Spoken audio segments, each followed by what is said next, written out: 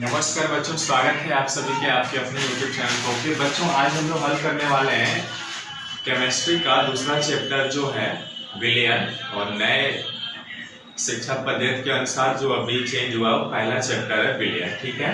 और पुराने पद्धति के अनुसार सेकेंड चैप्टर है।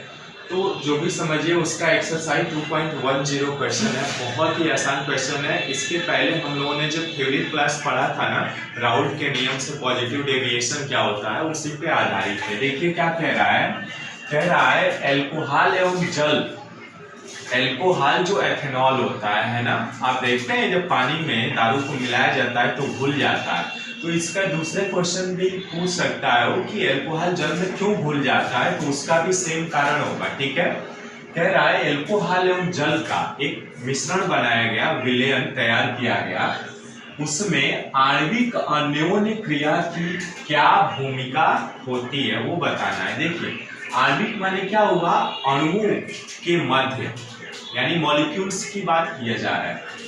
और अन्योन्य क्रियाएं, अन्योन्य क्रिया मतलब उनके बीच अणुओं के मध्य जो क्रियाएं हो रही हैं उनसे संबंधित पूछा गया है कि आणविक अन्योन्य क्रियाएं क्या होती हैं।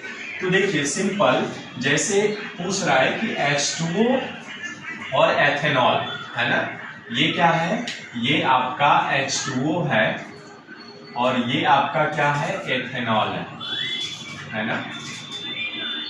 इन दोनों का जब विलयन तैयार किया गया तो देखिए क्या हुआ, इसमें हाइड्रोजन बंध बनता है। हाइड्रोजन बंध कब बनता है, जब हाइड्रोजन किसी मोर इलेक्ट्रोनिगेटिविटी एटम के साथ जुड़ता है। जैसे हाइड्रोजन ऑक्सीजन के साथ जुड़ रहा है तो ये हाइड्रोजन बॉन्ड बनाता है, ठीक है।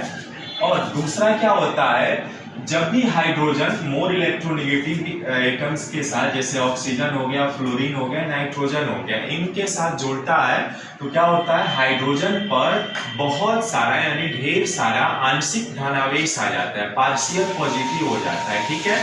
और ये फिर किसी ऋणावेश के साथ हाइड्रोजन बॉन्ड बनाता है, ठीक है।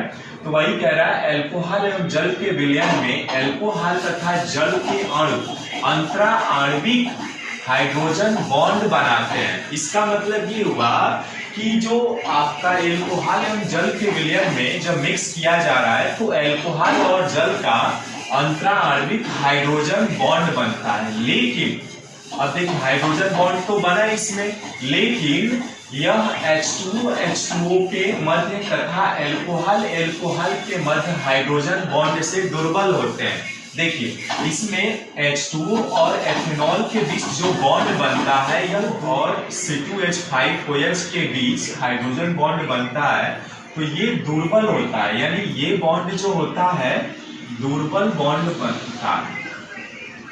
दुर्बल बॉन्ड बनेगा किसकी तुलना में, जब H2O और H2O के बीच जो हाइड्रोजन बॉन्ड बनता है और जो एल्कोहल और एल्कोहल है ना, एल्कोहल के बीच जो बॉन्ड बनता है ना, इनके बीच जो बॉन्ड बनता है इनसे की तुलना में ये दुर्बल बॉन्ड बनता है। इसीलिए क्या होता है, इससे अणुओं की वाष्प अवस्था में जाने की प्रवृत्ति बढ़ जाती है, यानी इनकी वाष्प दाब में वृद्धि हो जाती है।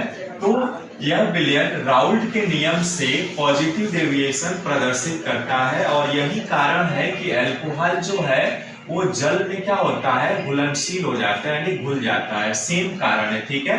तो इस तरह से ये आपका क्वेश्चन का हल होता है, ठीक है। मिलते हैं फिर नेक्स्ट वीडियो में एक नए प्रश्न के साथ, तब तक बाय, सी यू, नमस्कार।